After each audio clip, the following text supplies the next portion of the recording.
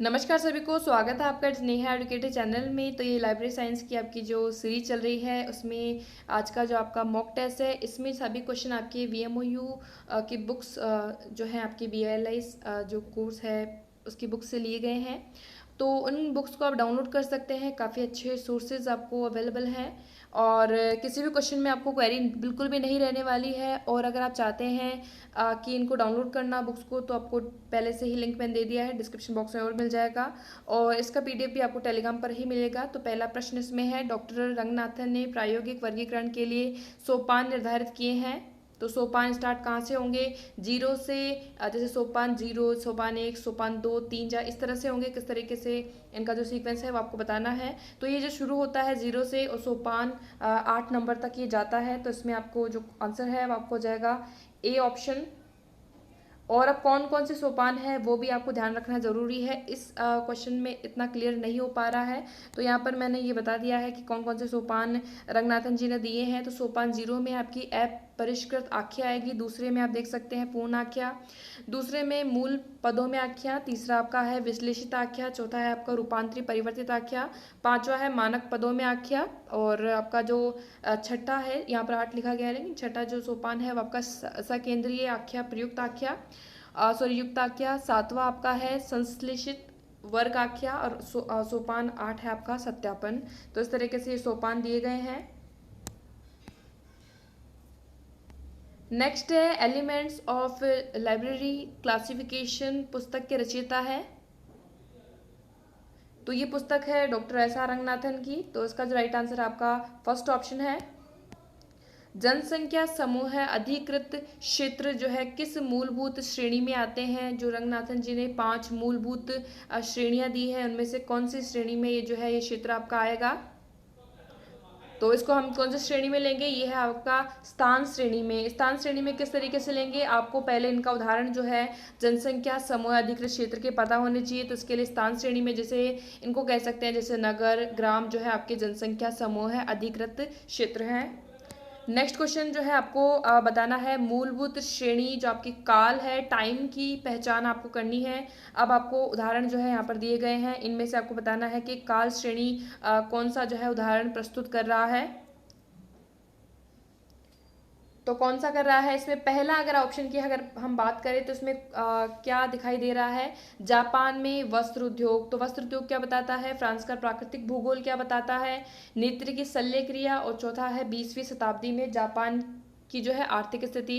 तो उसमें आप देख सकते हैं, तो पहला आपका जो है वो आएगा स्थान के में, ठीक है, ये आपका स्थान श्रेणी में आएगा। फ्रांस का प्राकृतिक जो भूगोल है ये भी आपका स्थान श्रेणी में आएगा। नेत्र की शल्य क्रिया है वो आपका व्यक्तित्व श्रेणी में आएगा, ठीक है। अब आपका जो फोर्थ ऑप्शन दिया गया है 20वीं शताब्दी में जापान की आर्थिक दशा, तो इसको हम जो है काल की श्रेणी में लेंगे, टाइम की श्रेणी में। तो इस तरह से आपका जो फोर्थ ऑप्शन बनता है वो इसका राइट आंसर हो जाएगा। तो यहाँ पर फिर से टिक कर देती हूँ फोर्थ ऑप्शन। नेक्स्ट क्वेश्चन है प्रिंसिप, तो यहाँ पर पक्ष अनुक्रम के सिद्धांतों का जो है प्रतिपादन किया गया था। पक्ष अनुक्रम के सिद्धांत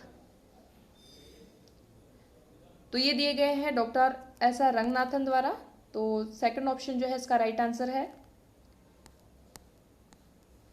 इनमें से कौन सा जो है पक्ष अनुक्रम का सिद्धांत जो है नहीं है?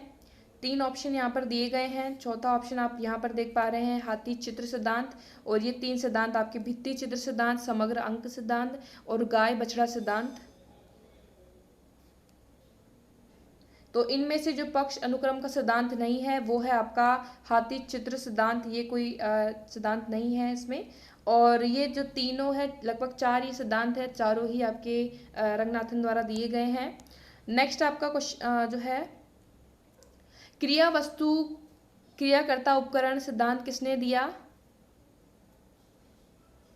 तो ये भी दिया गया है डॉक्टर एस आर रंगनाथन द्वारा। तो ये आपका जो है ये जो 4 सिद्धांत थे जो हमने पहले क्वेश्चन में बात की, इसमें ये चौथा है उनमें से, ठीक है। तो इसमें पहले के 3 आपके यहाँ पर ये जो दिए गए हैं, तो ये आपके पक्ष अनुक्रम के सिद्धांतों में से है 3 यहाँ पर दिए गए हैं। चौथा है आप यहाँ पर इस क्वेश्चन में देख सकते हैं, ये आपका चौथा पक्ष अनुक्रम का सिद्धांत है जो भी आपके रंगनाथन द्वारा ही दिया गया है। नेक्स्ट है गाय बछड़ा सिद्धांत। ये सिद्धांत दिया गया है। तो अभी हमने बात की तो ये दिया गया है आपके डॉक्टर एस.आर. रंगनाथन द्वारा। नेक्स्ट क्वेश्चन है, किसी वर्गीकरण पद्धति में अंगों का प्रतिनिधित्व करने के लिए प्रयुक्त क्रमिक अंकों की व्यवस्था को अंकन कहते हैं। ये परिभाषा दी है। तो अंकन को लेकर के, नोटेशन को लेकर के परिभाषा ये किसने दी है? तो यहाँ पर आपको ऑप्शन दिए गए हैं। तो ये परिभाषा जो दी गई थी आपके डॉक्टर एस.आर. रंगनाथन द्वारा दी गई है। सेकंड ऑप्शन इसका राइट आंसर है। डैश के अनुसार अंकन जो है नोटेशन में संक्षिप्तता, सरलता, लचीलापन तथा स्मृति में सहायक का गुण होना आवश्यक है अंकन में। तो ये सभी जो है विशेषताएं होनी चाहिए, किसके अनुसार होनी चाहिए, तो ये आपको बताना है। तो यहाँ पर ऑप्शन दिए गए हैं, आपको बताने हैं। तो ये जो परिभाषा कह सकते हैं या इसके बारे में स्टेटमेंट ये जो दी गई है वो दी गई है बर्बिक शेयर्स द्वारा। इसको भी आप ध्यान रखें, इंपॉर्टेंट क्वेश्चन है ये। नेक्स्ट क्वेश्चन है, डैश के अनुसार अंकन वर्गीकरण को बनाता नहीं अपितु उसे बिगाड़ सकता है। ये स्टेटमेंट किसका है? तो ये स्टेटमेंट है एच.ई. ब्लिस का।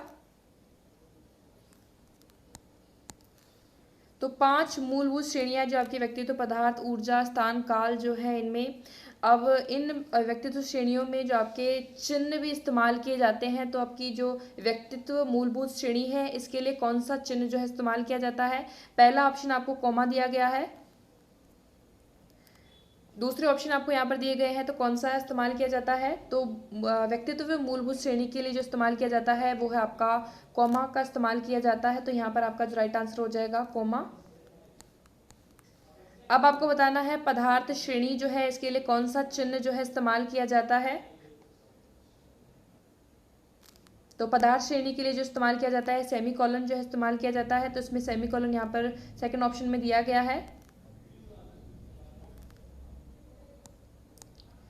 नेक्स्ट क्वेश्चन है, ऊर्जा मूलभूत श्रेणी के लिए कौन सा चिन्ह जो है वो इस्तेमाल किया जाता है? तो ऊर्जा मूलभूत श्रेणी के लिए कौन सा इस्तेमाल किया जाता है? कॉलन। तो इसमें जो इसका राइट आंसर होगा आपका थर्ड ऑप्शन कॉलन।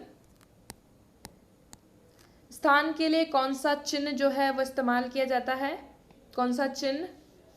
तो स्थान के लिए जो हो जाएगा आपका डॉट।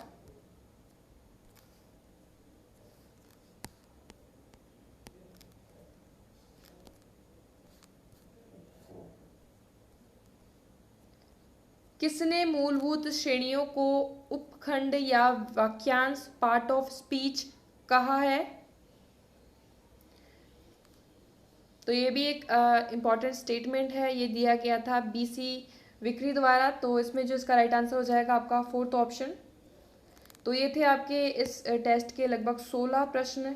तो आपने जितना भी स्कोर किया है 16 में से वो आप ज़रूर कमेंट बॉक्स में शेयर करें। ये आज पहली बार ही नहीं, इससे पहले भी काफ़ी आपके पास मॉक टेस्ट आ चुके हैं जो कि आपके BLIS की बुक्स पर ही बनाए गए थे। तो उनको भी आप देख सकते हैं, उसका लिंक आपको आई बटन पर या फिर डिस्क्रिप्शन बॉक्स में मिल जाएगा। और इनकी PDF आप टेलीग्राम चैनल पर देख सकते हैं। पहले के जितने भी मॉक टेस्ट आ चुके हैं आप सर्च करेंगे चैनल की जो फाइल्स है उसमें जाकर के, तो आपको सभी आप इजीली डाउनलोड कर पाएंगे। साथ में उनके आंसर अवेलेबल हैं और इसका PDF आपको अवेलेबल हो जाएगा। और कोई भी क्वेरी हो, और ये आज का जो स्पेशल वीडियो रहा है इसके बारे में अपना फीडबैक जो है ज़रूर कमेंट बॉक्स में शेयर करें। बाकी आप राजस्थान जीके की जो है स्पेशल सीरीज जो रिवीजन को लेकर के चल रही है वो आप ज़रूर अटेम्प्ट कर रहे होंगे, तो उसको भी आप देख सकते हैं।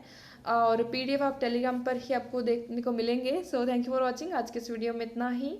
और वीडियो अच्छी लगे तो लाइक करें और शेयर करें।